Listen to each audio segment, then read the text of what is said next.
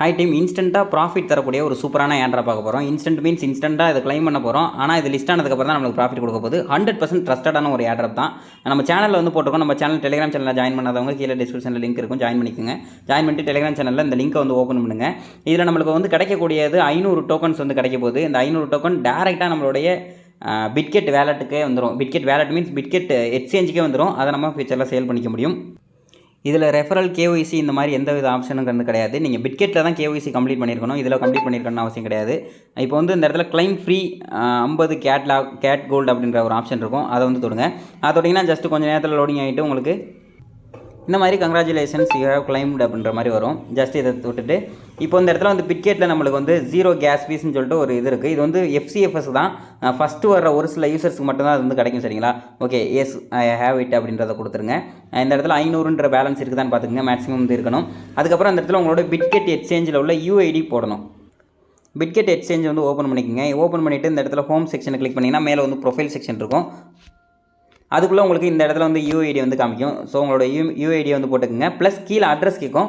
அட்ரஸுக்கு அசெட்ஸை தொட்டுட்டு மேலே வந்து ஆட் ஃபண்ட்ஸ்ன்னு இருக்குல்ல, இதை தொட்டிங்கன்னா டெபாசிட் கிரிப்டோ அப்படின்ற ஒரு ஆப்ஷன் இருக்கும். இதில் அதே மாதிரி கேட் கோல்டு அப்படின்ற அந்த காயின் வந்து இருக்கும். நான் வந்து கேட் கோல்டை சர்ச் பண்ணிட்டேன்னா பார்த்தீங்கன்னா தெரியும், இந்த காயின் இருக்கும். இதை அப்படியே எடுத்து இதோட அட்ரஸ் நம்ம எடுக்கணும். இது வந்து டேக் கிடையாது, ஸோ பயப்பட வேணாம். டேக் தேவையில்லை, வெறும் அட்ரஸ் மட்டும் காப்பி பண்ணிவிட்டு அங்கே கொண்டே வந்து போட்டுருங்க. இப்போ நான் வந்து அட்ரஸ் கூட நான் காப்பி பண்ணிக்கிறேன்.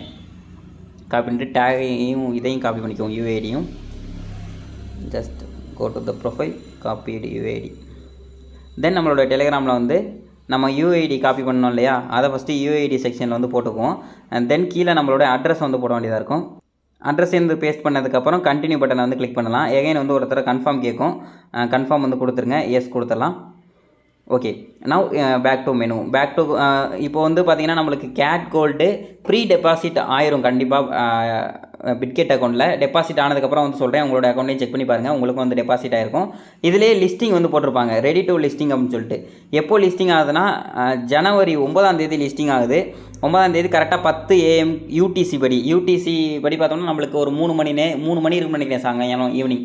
அந்த டைமில் நம்மளுக்கு வந்து லிஸ்டிங் ஆகும். கரெக்டாக அந்த டைமில் வந்து சேல் பண்ணிடுங்க. சேல் பண்ணுறது அப்படின்றத அப்போயில தான் வந்து சொல்லுவேன். தேங்க்யூ. இதே மாதிரி நெக்ஸ்ட் அப்டேட் இல்லைனா நெக்ஸ்ட் ஏர்ட்ராப்ல சந்திக்கிறேன். Bye bye.